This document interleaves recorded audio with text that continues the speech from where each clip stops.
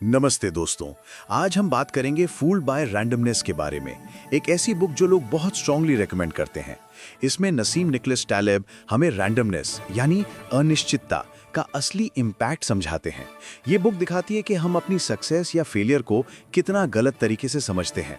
ये समझना आपके लिए बहुत हेल्पफुल है, क्योंकि ये आपको रियल वर्ल्ड में रिस्क, प्रोबेबिलिटी और लक से जुड़े बाइसेस को आइडेंटिफाई करने में मदद देता है। टैलेब उन लोगों पर मज़ेदार तरीके से कमेंट करते हैं जो अपने नॉलेज को बहुत सीरियसली लेते हैं। उनका काम 27 लैंग्वेजेस में पब्लिश हो चुका है और 1 मिलियन से ज़्यादा रीडर्स हैं। वो मोस्टली न्यूयॉर्क में रहते हैं। क्या आपने कभी सोचा है कि आपकी सक्सेस में लक का कितना रोल है? कमेंट में अपना विचार ज़रूर शेयर करिए। बुक की खास बात, ये किताब एक तरफ उस इंसान की सोच का रिजल्ट है जो अनसर्टेनिटी को समझने और रैंडमनेस के धोखे से बचने की कोशिश करता है। दूसरी तरफ एक ऐसे इंसान की जो सुंदरता का दीवाना है, एस्थेटिक्स का, लिटरेचर से प्यार करता है और पॉलिश्ड, रिफाइंड, ओरिजिनल और टेस्टफुल नॉनसेंस से भी बेवकूफ़ बनने को तैयार है। टैलिब कहते हैं, मैं रैंडमनेस का फूल बनने से बच नहीं सकता, लेकिन मैं उसे इतना कंट्रोल कर सकता हूं कि वो मुझे सुकून दे सके।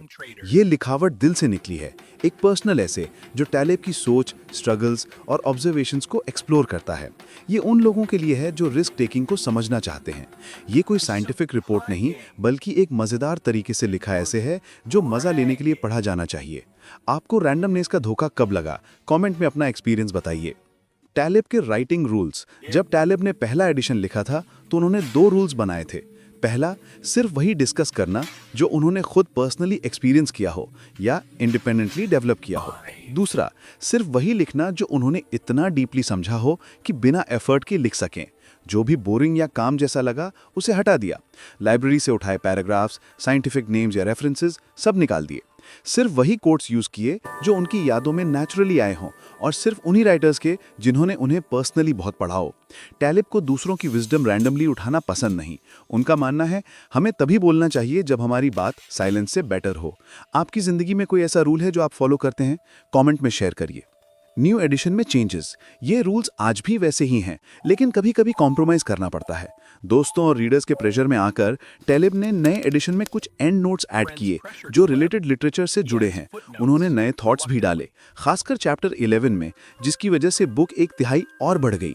वो चाहते हैं कि ये बुक ऑर्गेनिक बने, ट्रेडर्स की भाषा में एडिंग टू द विनर, और उनकी पर्सनल एवोल्यूशन को रिफ्लेक्ट करे, ना कि नए आइडियाज के लिए अलग बुक।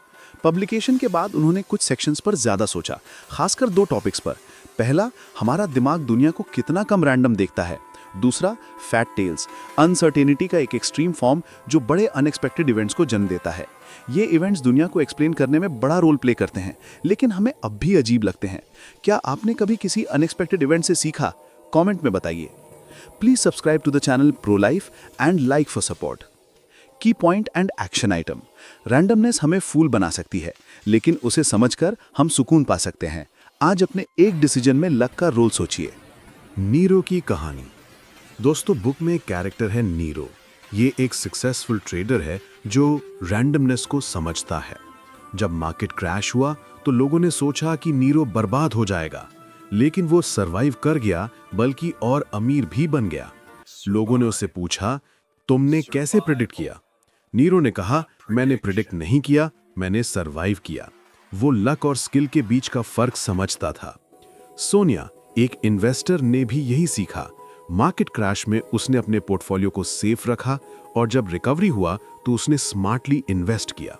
क्या आप लक और स्किल में फर्क कर पाते हैं? कमेंट में अपना एग्जाम्पल दीजिए। स्टोइसिज्म और डिग्निटी। टैलिब स्टोइसिज्म की बात करते हैं। वो कहते हैं, लक रैंडम है, लेकिन डिग्निटी एक चॉइस है। एपिक्टेटस और सेनेका जैसे स्टोइक्स ने यही सिखाया। अगर आपकी एग्जीक्यूशन होने वाली है तो अपनी बेस्ट ड्रेस पहनिए, केयरफुली शेव करिए और डेथ स्क्वाड पर भी अच्छा इंप्रेशन छोड़िए। अगर कैंसर डायग्नोज हो तो विक्टिम मत बनिए, सिर्फ डॉक्टर को बताएं, दूसरों को नहीं। लोग सिंपैथी देंगे लेकिन आपको बेचारा ट्रीट करेंगे। डिग्निफाइड एटीट्यूड रखो, जीत या हार दोनों हीरोइक लगे। रमेश, एक एंटरप्रेन्योर, ने अपना बिजनेस लॉस होने पर भी अपनी टीम के सामने डिग्निटी मेंटेन की। उसने ब्लेम नहीं किया और नई शुरुआत की। आप अपनी डिग्निटी कैसे प्रोटेक्ट करते हैं? कमेंट में शेयर करिए। नीरो का एंड ट्रैजिक है। नीरो प्रोबेबिलिटी में ऑब्सेसिव था, लेकिन पर्सनल लाइफ में नहीं। लंदन के ट्रैफिक से फ्रस्ट्रेट होकर उसने हेलीकॉप्टर उड़ाना सीखा। एक दिन स्ट्रॉन्ग विंड में उसका हेलीकॉप्टर बैटरसी पार्क के पास क्रैश हो गया। वो अकेला था और ब्लैक स्वॉन ने अपना आदमी ढूंढ लिया। ये आयरनी है, जो प्रोबेबिलिटी को समझता था वो उसी के हाथों मारा गया। सोनिया ने इससे सीखा, प्रोफेशनल लाइफ में तो वो रिस्क मैनेज करती है, लेकिन पर्सनल लाइफ में भी अब ध्यान देती है। क्या आप अपनी पर्सनल और प्रोफेशनल लाइफ में बैलेंस रखते हैं? कमेंट में बताइए। Final takeaway, fooled by randomness हमें सिखाती है कि हम लक को स्किल समझ लेते हैं और रैंडमनेस को इग्नोर कर देते हैं। लेकिन अगर हम अनसर्टेनिटी को समझें, डिग्निटी रखें और स्टोइक बने तो हम सुकून पा सकते हैं। ये कोई सेल्फ हेल्प नहीं, ये एक मिरर है जो हमें अपने बायसेस दिखाता है। रमेश ने ये पढ़कर अपने ट्रेडिंग डिसीजंस बदले और सोनिया ने अपनी लाइफ में रैंडमनेस को एक्सेप्ट करना सीखा। आप रैंडमनेस से कैसे डील करते हैं? कमेंट में अपना विचार जरूर लिखिए। Please subscribe to the channel pro life and like for support.